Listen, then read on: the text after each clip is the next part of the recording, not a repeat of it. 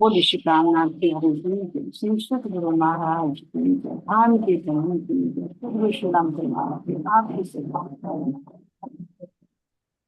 तो सुंदर साथ जी से सहारनपुर का झगड़ा तो झगड़ा ही रह गया, क्योंकि कोई निर्णय नहीं, ना उन्होंने सुनी और ना फिर उन्होंने सुनाई। सुनाई तो उसको जो सुनने का इच्छुक हो।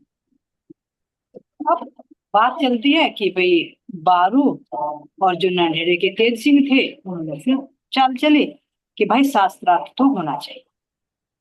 अब सहारनपुर में तो नहीं हो सकता था, क्योंकि वहां से तो सब चले गए थे, जहां से जो धर्माचार्य आए थे।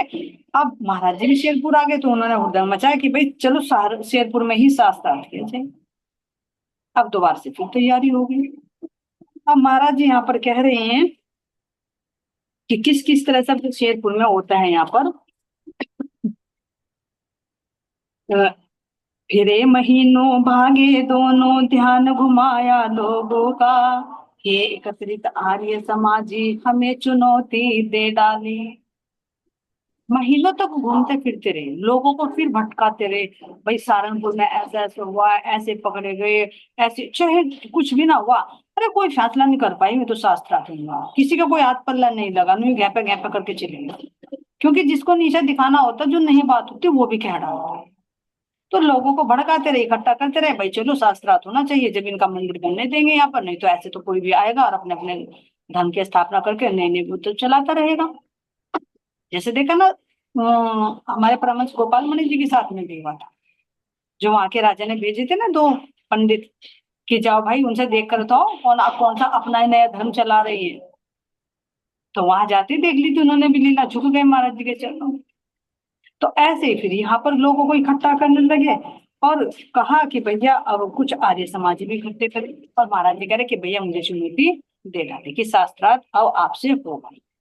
अब दोबारा से क्यों करें? अब इसलिए क्योंकि वहां तो बहुत सारे इकट्ठे हो रहे थे, अब दोबारा तो कोई आने वाला है नहीं। तो इसलिए अब फिर पकड़ो महाराज जी को, कैसे ना कैसे करके तो करना ही। एक चीज और नोटिस की सुंदर शाह जी से, देखो मेरे दिल में आया कि महाराज जी के अंदर सब कुछ है, क्या वे शास्त्रार्थ स्वयं नहीं कर सकते थे? कर सकते। फिर सबको क्यों बुलाया? एक तो पीछे आया ही था उसका कारण, कि भाई अकेले से कोई बात नहीं बनती, सबकी बातों को महत्व दी जाती, जिस ज्यादा का मत होता है, बहुमत होता है जो। लेकिन यहाँ पर ये भी शिक्षा महाराज जी दे रही हैं कि भले ही तुम कितने भी बड़े हो जाओ, लेकिन ये सोचो ना कि अब मेरे अंदर परमात्मा हो गए, मुझे किसी की जरूरत नहीं है। सबके सहयोग से काम चलता है, मिलजुल कर काम चलता है। कभी भी इस भ्रम में ना आए, और ना इसमें हम अपना अपमान समझे कि भाई मैं दूसरे से क्यों पूछूं। ये हमारे अंदर एक ईगो हो जाता। महाराज जी भी कह सकते थे, क्योंकि अंदर दादा गुरु जी है, राज जी महाराज जी है, चलो बैठो मैं शास्त्रार्थ करूं, मैं हराता हूँ, तुम्हें हरा सकते थे वे। लेकिन नहीं, सबको बराबर लेकर चले, सबका पता चले। और बाहर के लोगों की दृष्टि में आए कि हाँ भैया और भी कोई मानने वाला, अकेले की बात तो नहीं मानता कोई। तो कहा जाता है ना, अकेला चना भार नहीं फोड़ सकता। भार तो फोड़ सकते हैं, इतना सामर्थ्य वाली है, लेकिन लोग नहीं समझेंगे, विश्वास नहीं कर पाएंगे। इसमें भी देखो, हमारे मूल बीटक में भी आता है, जब श्री प्राणनाथ जी कोई निर्णय लेते तो सुंदर साथ से सलाह लेते, अपने नहीं थोपते थे कि भैया जो मैंने कर दिया बस वही होना। नहीं, शंभलाल दास जी को बैठाकर, मुकुंद दास जी को बैठाकर, सब जो सिरमौर सुंदर साथ थे उनको बैठाकर उनसे चर्चा करते थे। पत्र भी भेजने होते थे तब भी पूछा, भाई बताओ कैसे करना है। ऐसे ही हमारे पुराने हैं सदगुरु रामचंद्र महाराज जी। क्यों बुलाया सबको? सबका महत्व होना चाहिए। क्यों, पता नहीं किसके माध्यम से किसको क्या मिल जाए। तो ये सुंदर सा कि हम तो कुछ भी नहीं, उनके चरणों की धूली भी नहीं है। और यदि हमारे अंदर ये आ जाए, अरे मुझे तो अब सब कुछ दे दिया, मुझे किसी से कोई पूछने की जरूरत नहीं है, तो हो ना हो, हमारा घड़ा कहीं ओछा जरूर है। कहीं ना कहीं हमारे अंदर अपना एक ईगो जरूर है कि अरे मैं उससे पूछूं तो क्या फिर मेरा मान नीचा हो जाएगा। जो अपने पास नहीं, ना जाने कितनी चीजों से हम अन भी गए, तो निसंकोच जहां से भी मिले वहां से पूछ लें। अगर ये आता है मन में कि मैं क्यों पूछूं, तो कहीं ना कहीं हमारे अंदर है कि मैं पुण्यात्मा हूँ, और मेरे अंदर वो ईगो है। पूर्ण नहीं, पूर्ण तो कोई हो ही नहीं सकता, लेकिन मेरे अंदर का एक अहम है, अहंकार है, जो मुझे झुकने। देखो महाराज जी तो सब कुछ कर सकते थे, फिर भी उन्होंने। तो यानी कहीं पर ऐसी बात आ जाए तो मिलजुल कर हमें साथ खड़े हो जाना चाहिए। ये नहीं होना चाहिए कि मैं अकेला निमट लूंगा नहीं, सहयोग की जरूरत है। यही तो महाराज जी ने मिलजुल कर चलना सिखाया। कह रहे कि भाई उन्होंने मुझे चुनौती दे डाली और उन्होंने कुछ आर्य समाजी भी बोला, क्योंकि आर्य समाजी वालों को ज्यादा एलर्जी रहती है हर चीज। उन्होंने बुला ली महाराज जी शास्त्रा बना। अब महाराज जी ने सोचा भैया चलो और किसी को तो नहीं है, लेकिन फिर भी चलो मैं कृष्णदत्त जी को तो बुला ही लेता हूँ, वहां से कानपुर से उनको बुला लिया। तो कह रहे महाराज जी, और हम कृष्णदत्त जी को बुलाया, और एक दो जो धर्माचार्य है, वो पन्ना जी से बुलाया शेरपुर में शास्त्र के लिए। अब लग गया पंडाल वहां पर, महाराज जी कह रहे कि बल्ली गाड़ दी गई। अब लग गया स्टेज की भाई चलो बैठो। अब इस चीज को सुनने के लिए तो पूरा शेरपुर गांव आ गया, पूरा जडोद आ गया।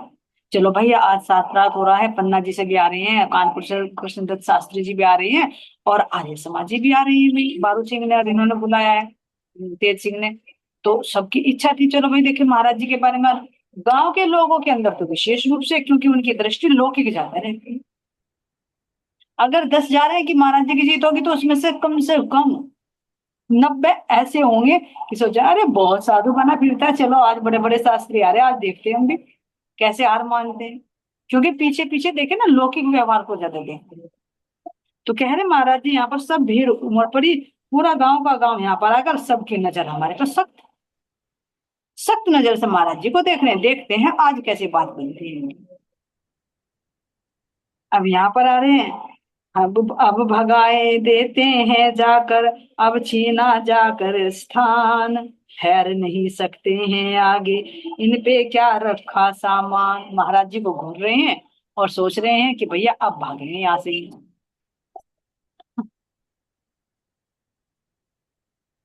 तो कह रहे हैं कि लोग तो ये सोचते हैं हमारी तरफ को तीखी तीखी नजर से देख रहे हैं, बहुत साधु महात्मा बन लिए, बहुत यहाँ रह लिए, बहुत लोगों का पागल बना लिया, और अब देखते हैं तुम यहाँ कहाँ रहोगे। अरे सनातनियों के पास तो बहुत है, वेदों का ज्ञान है, इनके पास क्या रखा, कुछ भी नहीं। ये सोच सोच कर लोग आ रहे हैं। अब सबसे पहले कृष्णदत्त शास्त्री जी भी बहुत माहिर थे शास्त्रार्थ में। उन्होंने पहले ही बात रख दी कि भैया देखो जो शास्त्रार्थ होगा तो वो लिखित में, क्योंकि अभी सहारनपुर से होकर आए ना, कि घैपे घैपे में तू अपनी थाक में अपनी थाक को कुछ भी नहीं पता रहता। और मन मन पल पल में मन कैसे बदलता है, जुबान कैसे बदलती है, तो उन्होंने पहले शर्त रख दी कि भैया शास्त्रार्थ होगा तो लिखित में। अब इस बात से तो कोई मुकर नहीं सकता। तैयार हो गए, चलो भाई लिखित में है। अब उन्होंने ये भी कहा कि अब इनमें से जो लिखित प्रश्न होंगे, केवल 5 प्रश्न पूछा, और 5 मिनट में उनका उत्तर देना। 5 प्रश्न।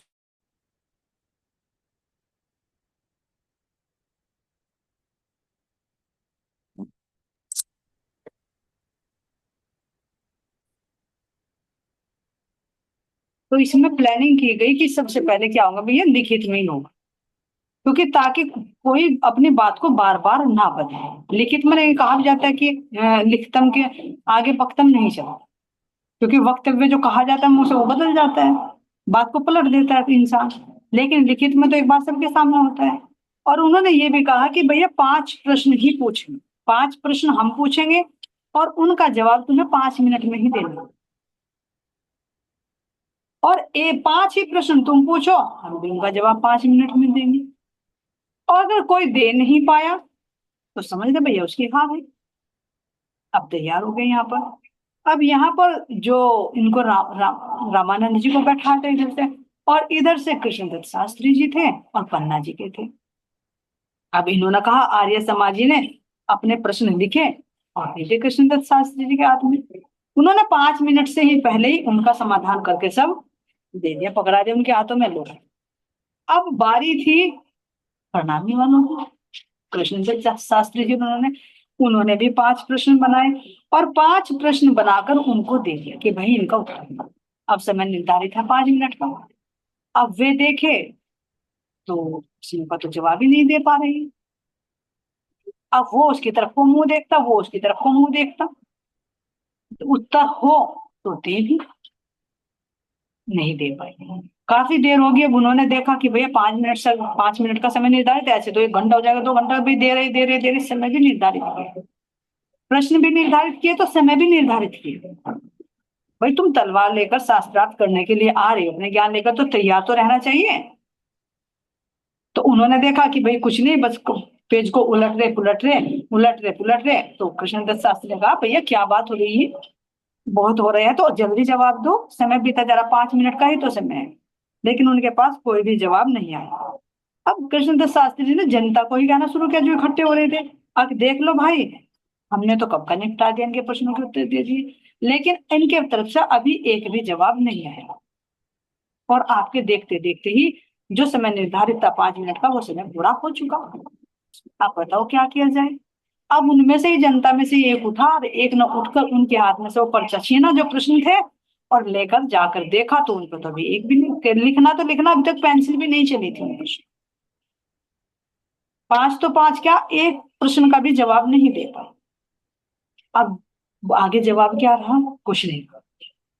तो उन्होंने कहा कि देख लो भाई, है ना, अब खूब देख लो, कोरा कागज है, सही सही देख लो, अब किसी को, ये मंडली तो हार चुकी है, और अगर तुम्हारी नजर में कोई और हो, किसी का कोई प्रश्न हो, तो अब बेझिझक होकर पूछ लो, हम अभी यहीं तैयार बैठे, लेकिन आगे से मत कहना बार बार कि हमें शास्त्रार्थ करना है, शास्त्रार्थ करना है। अब चाहे 1 दिन के बजाय 2 दिन रुका लो, 2 दिन के बजाय 3 दिन रुका लो, क्योंकि अपना घर है शेर को, कोई यहाँ गवर्नमेंट से तो परमिशन लेने रखी है स्थान की। नया सहारनपुर है कि जो तुम्हारी ईंट बरसेगी, यहाँ हमारे भी ईंट रोड़े बहुत रखे हैं, तो वो किसी ने भी दम नहीं मारा। अब कह रहे हैं यहाँ पर, हमें किसी ने पूछा नहीं था, आज पूछ लो अभी यही, ठोक बजा कर आज परख लो, खोटी है या जिनस सही, हमारी जिनस सही है खोटी है, आज परख लो अच्छी तरह से, आज तुम्हें पूरी छूट है। आर्य धुरंधर चले मंच से उठकर जब अपने घर को, जो श्रोतागण बैठे थे वहां लिपट गए जाकर उनको। अब आर्य समाजी ने जब जवाब नहीं दिया, तो क्या करते, वहां से चुपचाप उठकर चल दिए। अब जो श्रोतागण थे, वे जाकर उनसे चिपट गए आर्य समाजी वालों से, तुम तो इतना कह रहे थे हम वो करेंगे, और उसको भी पकड़ा, बारू को भी, वो तो बहुत उछलता फिरता है, बार बार शास्त्र कराता है, अब इनके प्रश्नों के जवाब क्यों नहीं दिए। अब किसी ने कह दिया, अरे भाई उन्हें तो पकड़ के लाओ, जो बैठे उसने जोड़ मंदिर में, दाड़ू बाबा।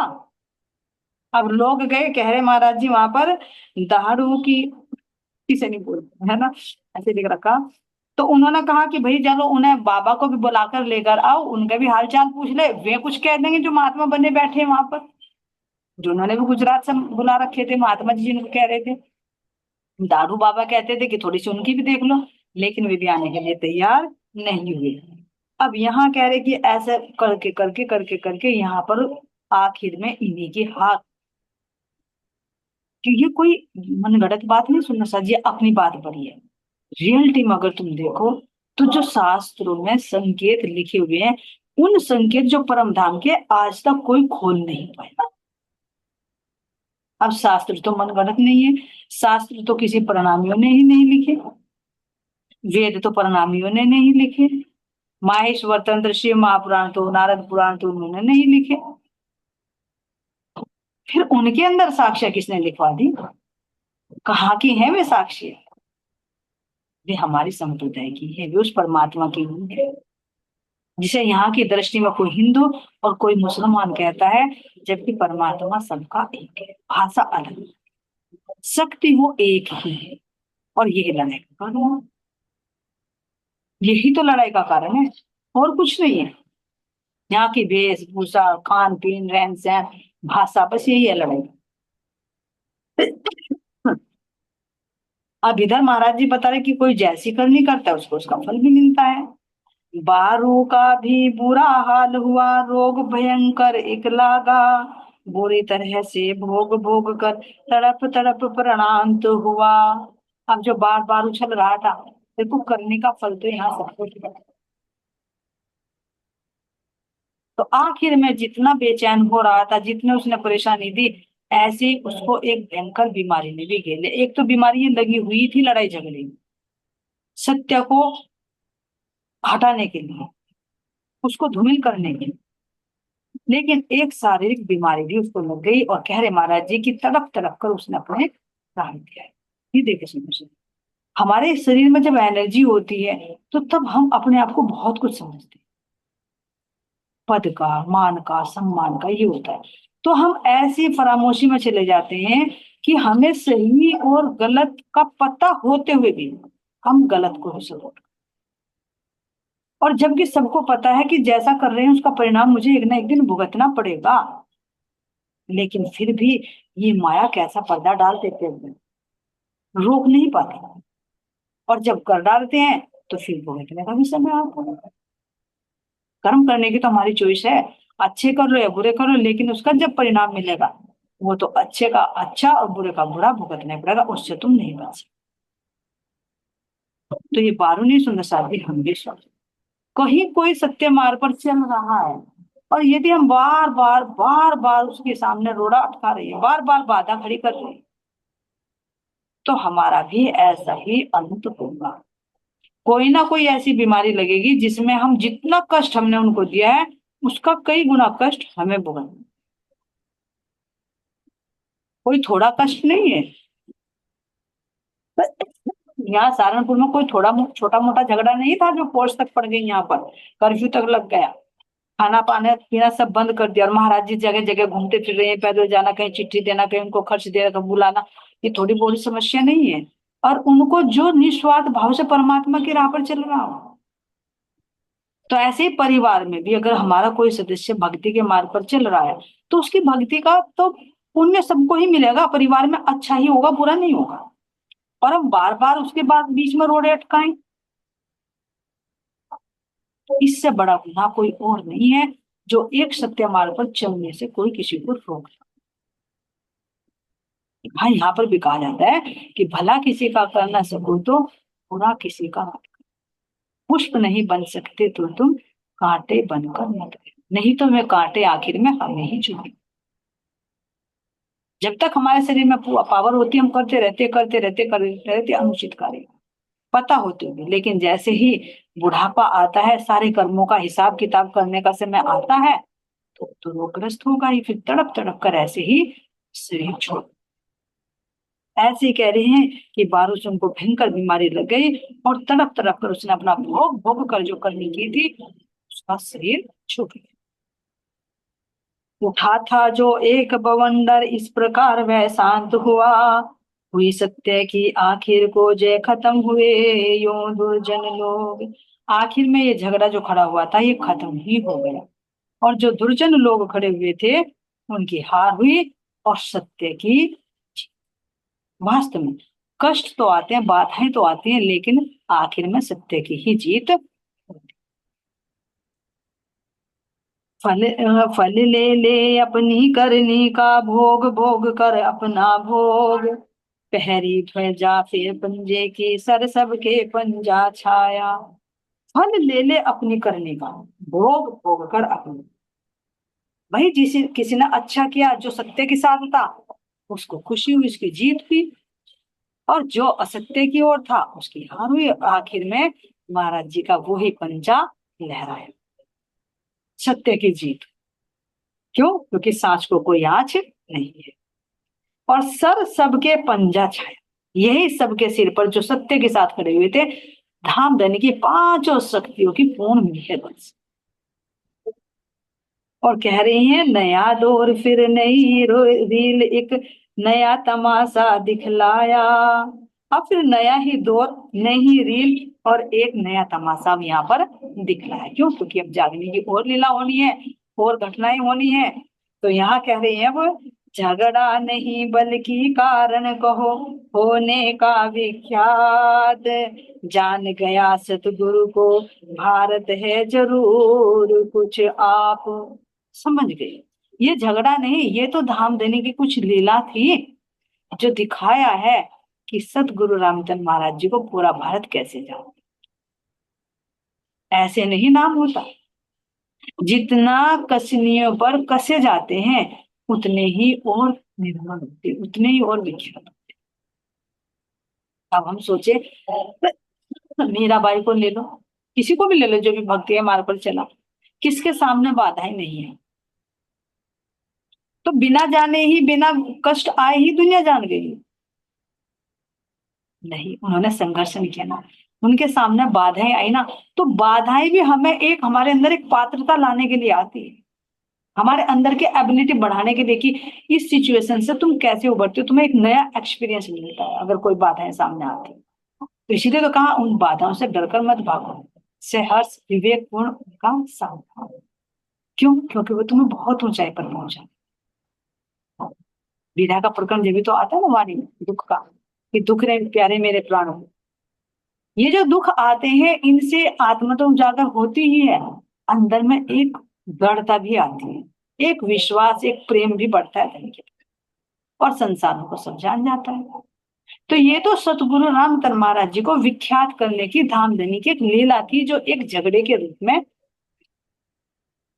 तो हमारे घर में, परिवार में भी कभी कभी हम सोचते हैं, अरे पता नहीं मेरे घर परिवार वाले ही, मेरे रिश्तेदारी क्यों मेरे पीछे पड़े हुए हैं, क्यों मेरी भक्ति में बाधा डालते हैं, रो रो कर दिन रात बीतता है, लेकिन उसमें भी धनी की मेहर समझो।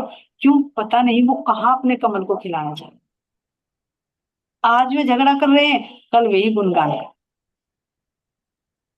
आज बिछुड़ जाए कल कहीं, अरे हाँ अच्छा वो तो वही बहुत भगत में थी, उसे तो बहुत ज्ञान था, वही तुम्हारे गुणगान करेंगे जो आज तुम्हें कष्ट दे रहे हैं। चिंता ना करो, ये धनी की सब मेहर। इसीलिए कहा कि दुख से तू मिले सुखी मिले ना, और अपने पीयू का मिलना सुख दुख में से। तो यहाँ सुंदर साथ जी कह रही हैं, चर्चा चर्चा चला साथ में अभी है, अब तो मंदिर बनवा दो, हो प्रभावशाली निज मंदिर थी यह इच्छा सभी की। भैया अब तो झगड़ा ही खत्म हो गया, जो झगड़े की जड़ थी बारू सिंह, उस तन से इतना सेवा लेनी थी, ये भी सेवा ही है, एक विरोधी पक्ष में खड़ा होना। उनसे की भी छुट्टी हुई, और सब जब विजय हुई तो सबके अंदर आया कि भाई अब तो कोई बाधा नहीं है, तो एक तो अब मंदिर बन जाना चाहिए, और मंदिर भी बड़ा शानदार है। तब यहाँ पर कह रहे हैं, किंतु जगह कम थी मंदिर की, फैली जने जने में बात, कारण बने कार्य होने के, कारण ने फैलाया हाथ। अब मंदिर की विचार तो सबके अंदर आ रहे, लेकिन उसके लिए जगह भी चाहिए। तो सब लोगों के दिल में आई, भैया मंदिर बनने के लिए तो जगह काफी चाहिए। एक झोपड़ी सी तो महाराज जी की डाल ही रखी थी, जो चूहड़ और भूले ने बना दी थी, लेकिन अब मंदिर बनाने के लिए तो काफी जगह चाहिए थी, तो सबके अंदर यही बात आई। अब यहाँ पर कह रहे हैं, भूला और चूहड़ दो भाई, उबला भक्ति भाव का स्रोत, शुभ कारज में बने अग्रणी, जगी दान देने की उनमें जोत। जो उन्होंने झोपड़ी बनाई थी बगीचे में, तो चूहड़ और भूले, उनके दिल में भक्ति भाव जो उमड़ा, तो ये रहा कि अरे हम देंगे सतगुरु के मंदिर बनने के लिए जगह। तो यहाँ कह रहे सुंदर साथ जी, भूमि समर्पित की मंदिर की, श्री राज जी के चरण, अपनी जगह थी। शायद ये बाग उन्हीं का ही है ना। जब महाराज जी आए थे यहाँ पर, सिर की टुंडी थी और सांप रहते थे, बिल बिल बने हुए थे, है ना, नाले की रमछाई पर ही। तो यहाँ जब तो कोई नहीं रहता था, जंगल था, तो जब बैठे थे महाराज जी से सहारनपुर से आकर, और बारिश पड़ रही थी, तब अगले दिन उन्होंने देखा, जब महाराज जी से विनती करी आप गाँव में चलो, नहीं गए, तो उन्होंने झोपड़ी बना ली। अब देखा झोपड़ी तो बनेगी, लेकिन मंदिर, तो मंदिर हो सकता है ये जगह उन्हीं की हो सकती है, ये बाग उन्हीं। तो पहले तो झोपड़ी बनाई थी, अब उन्होंने सोचा भाई मंदिर तो बनने की इच्छा, लेकिन जगह कौन दे, तो उनके दिल में आया ये हम जगह सतगुरु के चरण में समझते। धन्य है, सुंदर। तो यहाँ कह रहे हैं, शिरोमणि माने जाते हैं ऐसे मानव भक्तों में, ऐसों के प्रताप से धार्मिक संस्थाएं चल जाती है। ऐसों के ही प्रताप से संस्थाएं चलती, जो जगह देते सुनो, ये थोड़ी मोड़ी नहीं होती, कुछ पैसे 1000 दे दिया, लाख दे दिए, 10 लाख दे दिए, इतने दे दिए, लेकिन जमीन देना बहुत बड़ी बात। और ये विशेष विशेष भी देखो सुनो सर, देखिए गुरु श्री देवचंद जी महाराज जी को गांग जी भाई ने अपना बाग दिया, जहाज खिजड़ा में, क्योंकि वहां पर भी रुकावट आने लगी थी, सुंदर साथ बढ़ रहे थे, जगह छोटी पड़ रही थी चाकला मंदिर में। देखा वहां पर वो दीपक वाली घटना कर दी थी कि भैया यहाँ चुगलखोर लगा दिया, रात भर दिन रात इनके गांगी बाई के घर में बैठी रहती हैं औरतें और पुरुष। वहां से देखा सतगुरु ने तो कुछ और निर्देश है, तो उठा लिया बगीचा गांगी बाई का जो खेत था वहीं पर। अब देखिए यहाँ पर नजर डाले थे नरसाद जी, जब यहाँ पे सूरत में देखे तो भीम जी और श्याम जी दो भाई थे, है ना, उन्होंने भी जगह दी थी यहाँ पर, जो आज हमारा ये मंदिर है। उनके घर में पहले सेवा पधराई गई थी, यहाँ पर भी जगह दी गई है, जो हमारा आज ये महामंगलपुर धाम है। और ऐसे ही देखो हमारे गोपाल मणि जी को भी जगह दी गई है जब वो बना था वहां पर। देख कोई अपनी जगह थोड़ी ना खरीदेंगे, पन्ना जी में भी महाराज छत्रसाल जी की जगह में देखो बना है ना ये। तो ये देखे सुंदर साथ जी कहीं पर भी बनेंगे तो किस किस सुंदर साथ, ये तो हम जानते हैं, लेकिन इससे भी बहुत अलग है। जहां पर भी संस्थाएं बनी है कहीं ना कहीं तो दी होगी जमीन, तभी तो बना ना।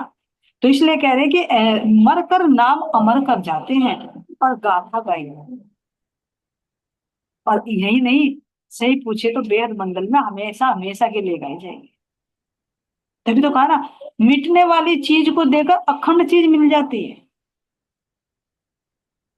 यो जीव तो यहाँ की भूमि को समर्पित कर रहा है, जबकि जो उसकी है नहीं उसने कीमत ही तो चुकाई। मान लीजिए जमीन किसी की तो नहीं है, भैया जब तक मैंने कीमत चुकाई वो मेरी है, फिर आगे आने वाले बच्चों की है।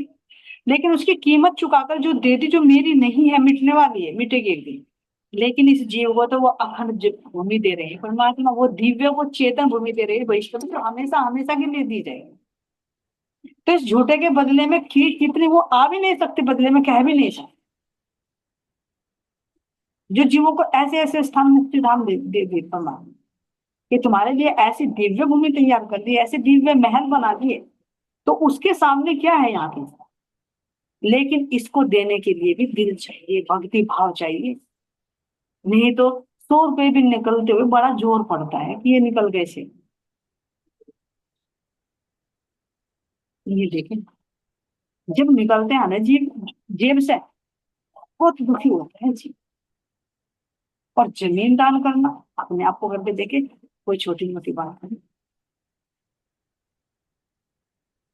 कुएं से बम्बे तक की सब धरती आश्रम को दे दी, कानूनी उपचार करा कर दाखिल खारिज करवा दी। ये नहीं कि ऐसे ही दे दी, जो रजिस्ट्री होती है ना, कागज कागज जो कागजी पूरी कार्यवाही होती है, अपना नाम कटवा कर वो आश्रम के नाम करके बाकायदा श्री राज जी के चरणों में कुएं से बम्बे तक की पूरी जमीन मंदिर के नाम। अब यहाँ सुंदर साथ जी मंदिर का निर्माण कार्य तो शुरू हो गया। अब यहाँ क्या घटना घटित होती है, इसको भी थोड़ा सुन लेते हैं। महाराज जी बता रहे हैं, इसका टाइटल है मूर्खता, कि हम कैसे कैसे अपनी चलाते हैं और अपनी चला चला कर फिर हमें कैसे पता चलता है कि हम सबकी सलाह कैसी है ना। तो ये प्रसंग कल ही लेंगे, कि आज ही पूरा नहीं होगा। आज के लिए इतना ही सुंदर साहब जी।